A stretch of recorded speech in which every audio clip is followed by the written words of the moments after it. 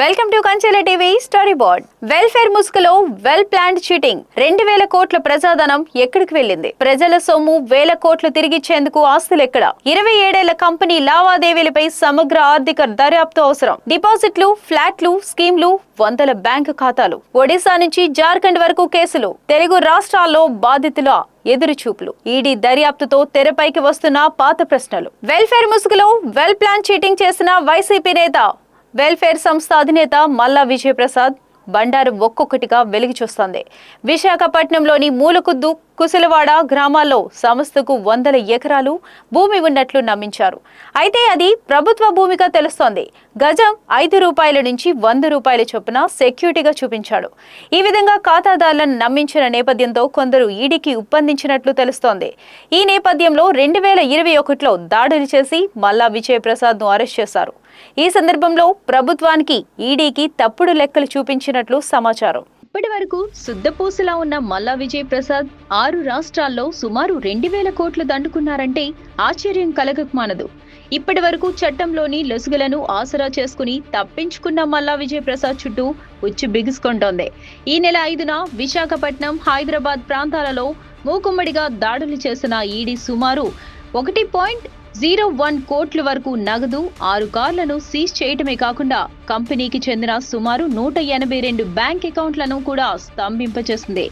అసలు వెల్ఫేర్ సంస్థ ఏం చేసింది, ఎప్పుడు ప్రారంభించింది అన్న దానిపై ఆరా తీస్తే అనేక విషయాలు వెలుగులోకి వచ్చాయి. మల్లా విజయ్ ప్రసాద్ 1999 మార్చి 3న ప్రారంభించిన welfare buildings and state private limited సంస్థను స్థాపించారు. అసలు ఈ సంస్థ పుట్టికే మోసం, నయా వంచనతో ప్రారంభమైంది. ఒక కంపెనీపై ఆరోపణలు వచ్చినప్పుడు దాని దగ్గర అప్పటికి ఎంత ఆస్తి ఉన్నదో ఆ ఆస్తిని 1 గజం కూడా అమ్మకూడదనేది నిబంధన ఉంది. కానీ ఈ మల్లా విజయ్ ప్రసాద్ కష్టపడి సంపాదించిన ఆస్తిలా ఒక్కొక్క ఆస్తిని అమ్ముకుంటూ వచ్చారన్నది నిజం. ఎవరైనా ఈ ఆస్తులు ఎందుకు అమ్ముతున్నారు? ఈడీ, సిబిఐ కేసులు ఉన్నాయి కదా, ఆస్తులు అమ్మకూడదు కదా అంటే ఈయన సమాధానం చాలా తెలివిగా ఇచ్చేవారని తెలుస్తోంది. ఆ సమాధానం ఏమిటో తెలిస్తే మీరే షాక్ అవుతారు. నేను అమ్ముతున్న ఆస్తులన్నీ కస్టమర్లకు మెచ్యూరిటీలు ఇవ్వటానికే తప్ప నా స్వంతానికి కాదని చెప్పేవారు. కానీ ఇతని తెలివైన మతబలుపు ఏంటంటే ప్రభుత్వ వాల్యూ అమౌంట్ మాత్రమే కంపెనీ అకౌంట్లోకి వస్తుంది. ఎక్స్ మార్కెట్ వాల్యూ డబ్బు రూపంలో తీసుకుని పక్కన పెట్టేసేవారు. ఆ డబ్బు ఏ ఖాతాలోకి వెళ్ళింది, అక్కడి నుంచి ఎక్కడికి వెళ్ళింది, ఆ డబ్బుతో భూములు, భవనాలు, వ్యాపారాలు కొనుగోలు చేశారా? కుటుంబ సభ్యులు, డైరెక్టర్లు, అనుబంధ సంస్థల పేర్లకు ఆస్తులు మారాయా? చివరకు పెట్టుబడిదారులకు తిరిగి చెల్లించడానికి ఎంత మిగిలింది? ప్రజలకు స్థిరాస్తిపై ఉన్న నమ్మకమే పెట్టుబడిగా మారింది. పెట్టుబడికి భద్రత, మెచ్యూరిటీ తర్వాత సొమ్ము లేదా స్థలం వంటి ఆకర్షణీయమైన ప్రతిపాదనలతో వివిధ ప్రాంతాలలో వ్యాపారం విస్తరించినట్లు బాధితులు ఆరోపిస్తున్నారు. కానీ కంపెనీ కార్యకలాపాలు కేవలం ఫ్లాట్ల విక్రయాలకి పరిమితం కాలేదు. అధికారిక ఎన్సీఎల్టీ రికార్డుల ప్రకారం స్వర్ణ వికాస్, స్వర్ణలక్ష్మి, స్వర్ణ Vijay monthly income scheme, Amritavarshini పేర్లతో 5 రకాల పథకాల ద్వారా ప్రజల నుంచి నిధులు సమీకరించినట్లు ఎస్ఎఫ్ఐఓ దర్యాప్తులో పేర్కొన్నారు. మెచ్యూరిటీ సమయంలో రాబడితో పాటు వెయిటింగ్ కాంపెన్సేషన్ పేరుతో చెల్లింపులు, హామీలు ఇచ్చినట్లు కూడా రికార్డులో ఉంది. అంటే ఇప్పుడు ఈడీ ముందున్న అసలు ప్రశ్న, ప్రజల నుంచి వచ్చిన డబ్బు ఎంత, అందులో అసలు రియల్ ఎస్టేట్ ప్రాజెక్టులకు వెళ్ళింది ఎంత, ఇతర వ్యాపారాలకు మళ్లింది ఎంత అనేది తేలాలి. ఒడిశా ఈఓడబ్ల్యూ నమోదు చేసిన కేసులో మల్లా విజయ్ ప్రసాద్ ను 2021లో సెప్టెంబర్లో అరెస్ట్ చేశారు. ఆయన బెయిల్ కోసం ఒడిశా హైకోర్టును ఆశ్రయించిన వ్యవహారం కూడా కోర్టు రికార్డులో ఉంది. బాధిత సంఘాలు, ఫిర్యాదుదారులు చెప్తున్న అంచనాల ప్రకారం వివిధ రాష్ట్రాల్లో ప్రజల నుంచి సమీకరించిన మొత్తం 2000 కోట్లకు పైగా ఉండొచ్చన్న ఆరోపణలు ఉన్నాయి. అయితే ఇప్పటి వరకు ఎంత తిరిగి చెల్లించారు, ఎంత బకాయి ఉంది అనే విషయాలను సమగ్ర ఫోరెన్సిక్ ఆడిట్ ద్వారానే నిర్ధారించాలి. ఇక్కడ అత్యంత కీలకమైన ప్రశ్న, ప్రజల నుంచి వచ్చిన మొత్తం సొమ్ముకు సమానంగా కంపెనీ దగ్గర ప్రస్తుతం ఆస్తులు ఉన్నాయా, లేకపోతే ఆ డబ్బు ఎక్కడికి వెళ్ళింది? ఈ 2 ప్రశ్నలకు సమాధానం లేకుండా బాధితులకు న్యాయం జరగదు. బాధితులు చేస్తున్న మరో ఆరోపణ డబుల్ రిజిస్ట్రేషన్, ఒకే భూమిని పలువురికి చూపించడం, అసైన్స్ డీకేటీ భూములను సెక్యూరిటీగా చూపించడం.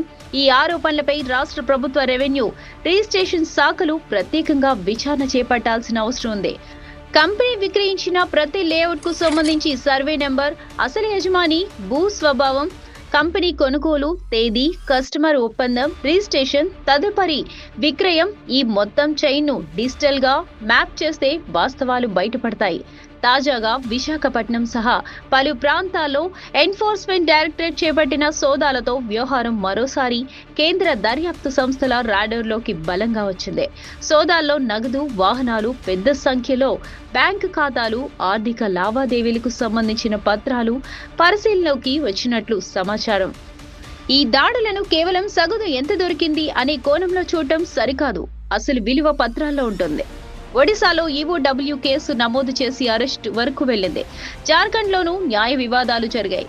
ఎస్ఎఫ్ఐఓ కేంద్ర స్థాయిలో విచారణలు చేపట్టి ఎస్సీఎల్టీను ఆశ్రయించింది. అయితే కంపెనీ మూలాలు ఉన్న విశాఖపట్నంతో పాటు ఆంధ్రప్రదేశ్, తెలంగాణలో పెద్ద సంఖ్యలో బాధితులు ఉన్నారనే ఆరోపణల నేపథ్యంలో అక్కడ సమగ్రంగా కేసులు ఏకీకరణ, ఆస్తుల గుర్తింపు, బాధితుల క్లెయిమ్లను నమోదు ఎందుకు వేగంగా జరగలేదన్న ప్రశ్న సహజంగానే తలెత్తుతోంది. బాధితులు ఏళ్లుగా ప్రజాప్రతినిధులు, మంత్రులు, ఉన్నతాధికారులు ఆశ్రయిస్తున్నామని చెప్తున్నారు. అందువల్ల 2 తెలుగు రాష్ట్రాలు ప్రత్యేక నోడల్ వ్యవస్థ ఏర్పాటు చేయాల్సిన అవసరం ఉంది. ఇక జరగాల్సిందేమిటి? ఇది కేవలం అరెస్టుతో ముగిసే అంశం కాకూడదు. మొదట కంపెనీ ప్రారంభమైన 1999 నుంచి ఇప్పటి వరకు ప్రజల నుంచి సమీకరించిన మొత్తం నిధులపై ఫోరెన్సిక్ ఆడిట్ జరగాలి. కంపెనీ డైరెక్టర్లు, మాజీ డైరెక్టర్లు, కుటుంబ సభ్యులు, అనుబంధ సంస్థలకు సంబంధించిన ఆస్తులు, బ్యాంక్ ఖాతాల మధ్య ఆర్థిక సంబంధాలను పరిశీలించాలి. కంపెనీ పేరుతో దేశవ్యాప్తంగా కొనుగోలు చేసిన, విక్రయించిన భూములు పూర్తి జాబితా తయారు చేయాలి. ఆర్థిక మోసాల కేసులో బాధితుడికి, నిందితుడికి అరెస్టులు మాత్రమే పూర్తి న్యాయం కాదు. అతను జీవితాంతం కూడబెట్టిన డబ్బు తిరిగి రావాలి. రిటైర్మెంట్ డబ్బు పెట్టిన ఉద్యోగికి ఆ సొమ్ము అందాలి. పిల్లలు చదువు కోసం దాచుకున్న డబ్బు పెట్టుబడిగా పెట్టిన కుటుంబానికి అది తిరిగి రావాలి. అందుకే ఈ కేసులో ప్రాసిక్యూషన్తో పాటు రెస్టిట్యూషన్, బాధితులకు ఆస్తుల ద్వారా సొమ్ము తిరిగి చెల్లించే ప్రక్రియ కీలకం. 1999 మార్చి 3న కంపెనీ ఏర్పాటు. 2003 కంపెనీ పేరుతో మార్పు. ఆంధ్రప్రదేశ్ నుంచి పశ్చిమ బెంగాల్కు రిజిస్టర్ ఆఫీస్ మార్పు. 5 రకాల పెట్టుబడి పథకాలు, ఎస్ఎఫ్ఐఓ, ఎన్సీఎల్టీ రికార్డులో ప్రస్తావన. ఇతర వ్యాపారాలకు నిధులు ప్రజల నుంచి సమీకరించిన నిధుల వినియోగంపై ఎస్ఎఫ్ఏఓ అభ్యంతరాలు. 550 బ్యాంకు ఖాతాలు ఫ్రీజ్ అటాచ్ చేయాలని ఎస్సీఎల్టీ ముందు కేంద్ర అభ్యర్థన. 2019 ఒడిశా ఈఓడబ్ల్యూ కేసు. 2011 మల్లా విజయప్రసాద్ అరెస్ట్. తెలంగాణలోను వినియోగదారుల కమిషన్ల వరకు వెళ్లిన వివాదాలు ఇప్పుడు మనీ ట్రయల్, ఆస్తుల గుర్తింపే అత్యంత కీలకం కానున్నాయి. ఇది వాల్టి స్టోరీ బోర్డ్. చూస్తూనే ఉండండి కంచెల టీవీ.